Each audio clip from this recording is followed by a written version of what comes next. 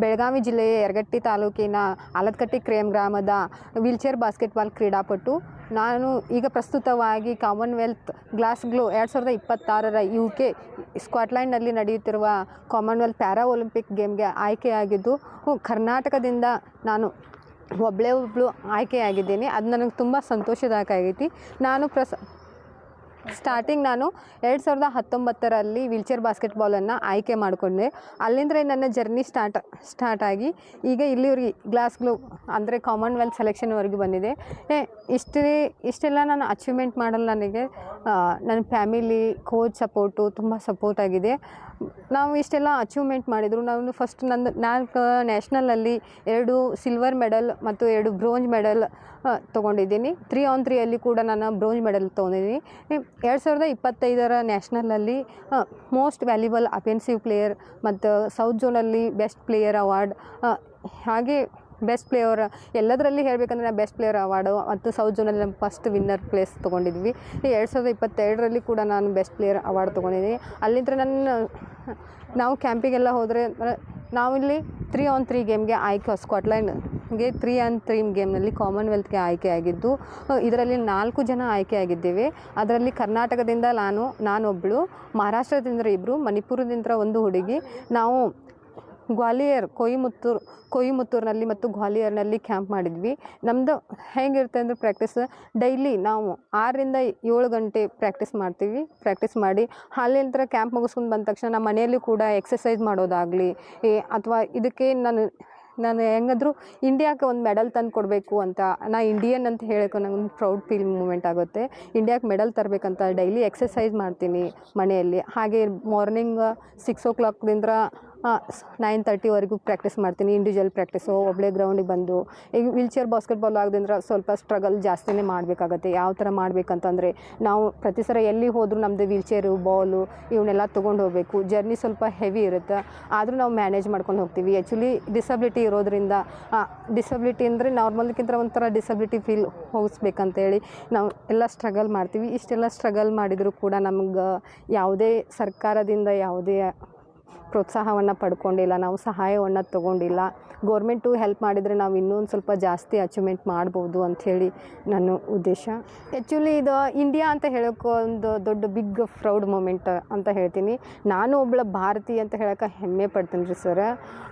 ಇಂಡಿಯಾಕ್ಕೆ ಒಂದು ಮೆಡಲ್ ತಂದು ಕೊಡಬೇಕಂತ ಆಸೆ ಇದೆ, ಅದಕ್ಕೋಸ್ಕರ ಸ್ಟ್ರಗಲ್ ಮಾಡ್ತಾ ಇದ್ದೀನಿ. ಈಗ ಡಿಸಬಿಲಿಟಿ ಅಂದರೆ ನಂದು ಫೋಸ್ಟ್ ಪೋಲಿಯೋ ರೀ, ಅಂದರೆ ಬೈ ಬರ್ತ್ ಪೋಲಿಯೋ ಮತ್ತು ಇನ್ನೂ ಕೆಲವರು ಹೆಂಗಿರ್ತಾರೆ, ಸ್ಪೈನಲ್ ಕಾರ್ಡ್ ಇಂಜುರಿ ಇರ್ತಾರೆ. ಸ್ಪೈನಲ್ ಕಾರ್ಡ್ ಇಂಜುರಿ ಅವ್ರು ತುಂಬ ಪ್ರಾಬ್ಲಮ್ಸ್ನ ಇದು ಮಾಡ್ತಿರ್ತಾರೆ. ಇಂಡಿವಿಜುವಲ್ ಆಗಿ ಜರ್ನಿ ಮಾಡಬೇಕಿರ್ತದೆ, ಭಾಳ ಪ್ರಾಬ್ಲಮ್ ಇರ್ತೈತಿ. ಅವನ್ನೆಲ್ಲ ದಾಟಿ ಬಂದು ಒಂದು ಅಚೀವ್ಮೆಂಟ್ ಆದರೆ ಅದು ಬಿಗ್ಗೆಸ್ಟ್ ಅಚೀವ್ಮೆಂಟ್ ಅಂತ ಹೇಳೋಕ್ಕೆ ಇಷ್ಟಪಡ್ತೀನಿ ರೀ. ಈಗ ಮುಂದೆ ಏನು ಕನಸಿದೆ ಅಂತ?